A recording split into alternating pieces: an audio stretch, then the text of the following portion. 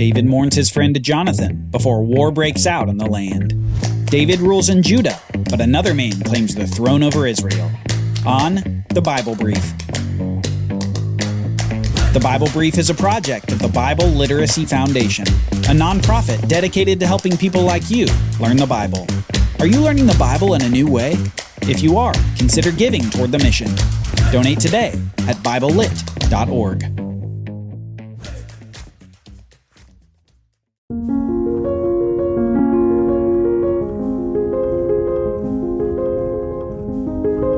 The song David taught to the men of Judah upon hearing of the deaths of Saul and Jonathan. Your glory, O Israel, is slain on your high places. How the mighty have fallen. Tell it not in Gath, publish it not in the streets of Ashkelon, lest the daughters of the Philistines rejoice, lest the daughters of the uncircumcised exult. You mountains of Gilboa, let there be no dew or rain upon you, nor fields of offerings. For there the shield of the mighty was defiled, the shield of Saul not anointed with oil. From the blood of the slain, from the fat of the mighty, the bow of Jonathan turned not back, and the sword of Saul returned not empty.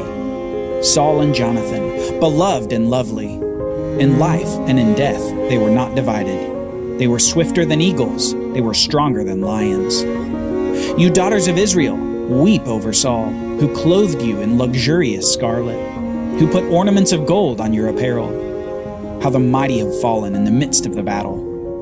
Jonathan lies slain on your high places.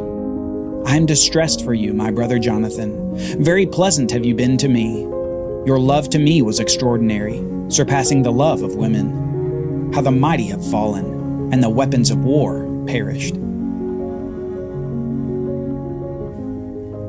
Israel lost a king in the battle against Philistia, but David lost his best friend.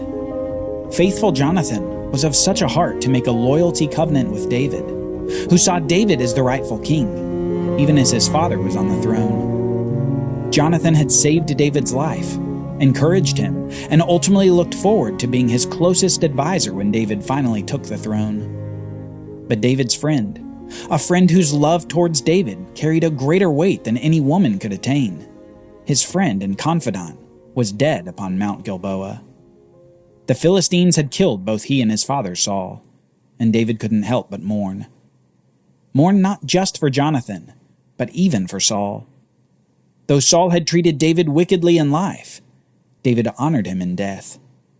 The man after God's heart took no pleasure in Saul's death, even as it opened the way for his rise to the throne.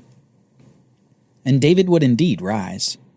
The shepherd of sheep, the warrior for Israel, the musician of the lyre, and the fugitive from Saul, would soon become the next king of Israel. A king with an impact that reverberates through the rest of the Bible story. David would be king, but his kingship would start with war.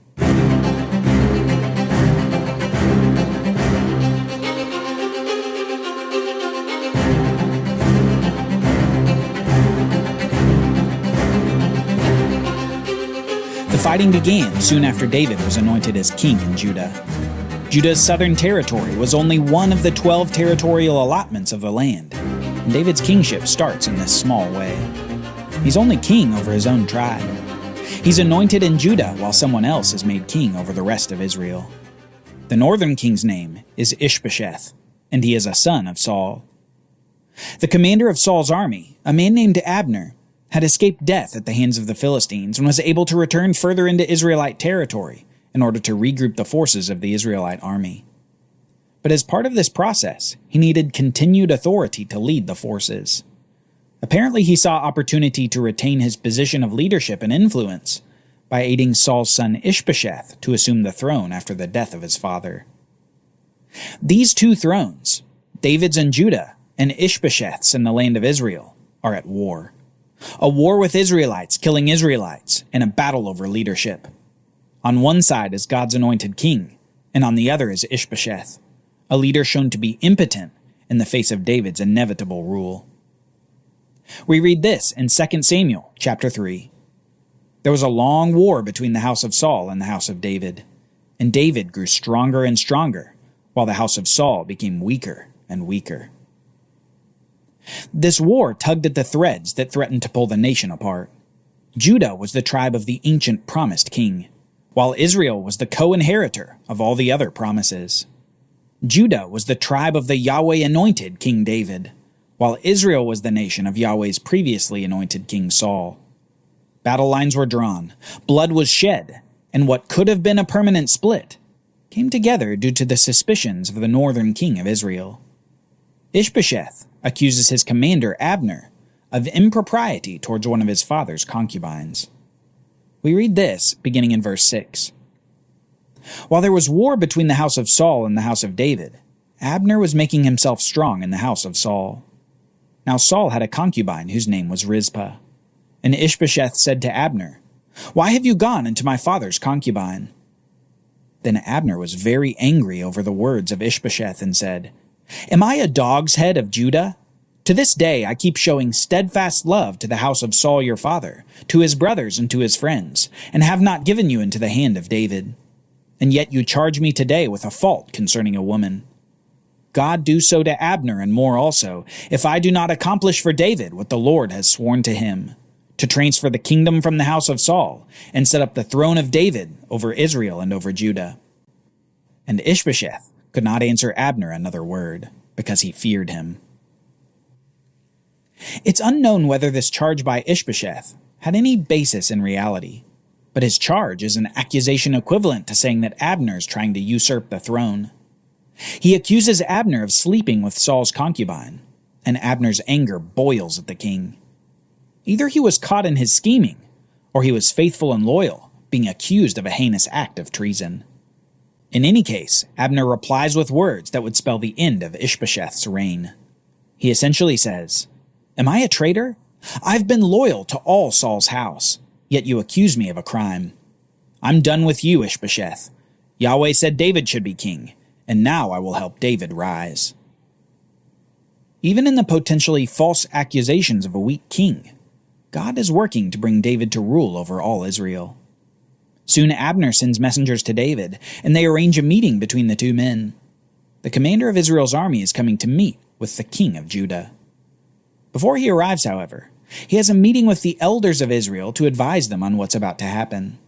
He says that David will indeed be king over all of them. And rather than resisting, Israel seems ready for this war to conclude and for the reign of Ish-bosheth to come to a swift end. Apparently, Ish-bosheth wasn't a very good king at all. Next at this meeting between the two men, Abner promises this to David.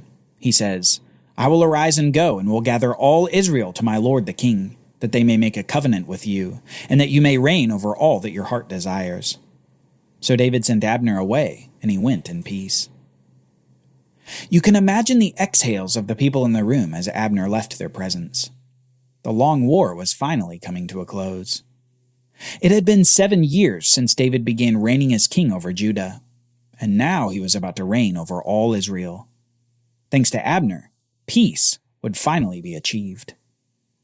Well, maybe. Soon after Abner leaves the presence of the king, one of David's commanders comes in the room, livid at what he's heard from the others.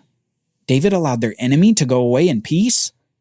The commander, named Joab, says this to David, "What have you done? Behold, Abner came to you. Why is it that you have sent him away so that he is gone? You know that Abner the son of Ner came to deceive you, and to know your going out and your coming in, and to know all that you are doing." Joab claims that Abner was no more than a spy and a deceiver, hoping to know the ways of David's house and his army to find a strategic weakness. He's angry that David has accepted this man's peace, and Joab leaves the king's presence. But soon, this commander does something behind the back of the king. We read this in verse 26. When Joab came out from David's presence, he sent messengers after Abner, and they brought him back from the cistern of Sirah. But David did not know about it. And when Abner returned to Hebron, Joab took him aside into the midst of the gate to speak with him privately, and there he struck him in the stomach, so that he died, for the blood of his brother, whom Abner had killed in the war. Joab's anger toward David wasn't necessarily because Abner was a spy. Rather, it was because he was a hothead with a purpose for vengeance. Joab wanted Abner's blood to avenge his brother. And David had just let him slip away. So taking matters into his own hands, Joab slays Abner after peace had just been negotiated. One man's thirst for vengeance put the negotiated peace on a knife's edge. Could peace be had when the commander of Israel's army was assassinated by one of David's men?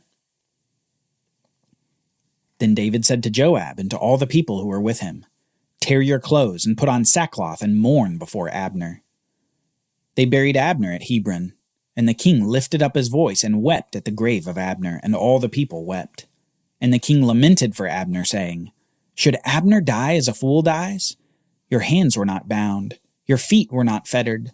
As one falls before the wicked, you have fallen." And all the people wept again over him. Then all the people came to persuade David to eat bread while it was yet day. But David swore, saying, "God do so to me and more also, if I taste bread or anything else till the sun goes down." And all the people took notice of it, and it pleased them, as everything that the king did pleased all the people. So all the people and all Israel understood that day that it had not been the king's will to put to death Abner, the son of Ner. David's demonstration of true mourning before the people shows that he wasn't at fault for this breach of peace. Instead, his lamentation lays bare his innocence in the whole matter. Though Abner is dead, David's mourning ensures the continuity of the negotiated peace. Meanwhile, however, up in the north, Ish-bosheth hears of the demise of his most valued commander, the one who secured his grip upon the throne. Ish-bosheth almost certainly sees that his days as king are numbered. Little does he know that even those days will be cut short. In the heat of the day, 2 men, captains in his force, come into his chamber while he's resting. The 2 men sneak up, stab him in the stomach, and decapitate Ish-bosheth before escaping with the king's head. And soon they're hightailing it out of there and heading to Judah. The 2 men proudly present the head of Ish-bosheth to David, no doubt expecting a reward for their effort. But David reacts just how we've come to expect. Vengeance is for Yahweh, and not for man to carry out himself. David answered the 2 men, "As the Lord lives, who has redeemed my life out of every adversity, when one previously told me, 'Behold, Saul is dead,' and thought he was bringing good news, I seized him and killed him at Ziklag, which was the reward I gave him for his news. How much more, when wicked men have killed a righteous man in his own house on his bed, shall I not now require his blood at your hand and destroy you from the earth?" And David commanded his young men, and they killed them and cut off their hands and feet and hanged them beside the pool at Hebron. But they took the head of Ish-bosheth and buried it in the tomb of Abner. The man after God's own heart would not applaud the actions of wicked, ambitious men. Instead, he demands their blood in return for their murder of Saul's son, their former king. David himself had been given many opportunities to take out Saul, but he always trusted not in his sword or his own power to achieve the kingship. David trusted in Yahweh. Yahweh would deliver the kingdom to him. Yahweh would remove the roadblocks. Yahweh, the king over everything, was sovereign and powerful. Yahweh is the God who writes history through the free decisions of people, usurping their intentions and accomplishing his own purposes. Through this war, through Abner, and through Ish-bosheth, God had paved the way for a new united kingdom in Israel. David's reign is about to begin.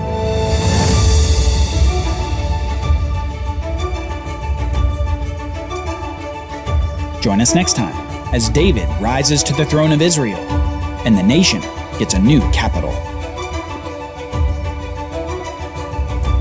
The Bible Brief is brought to you by the Bible Literacy Foundation, dedicated to helping people like you learn the Bible.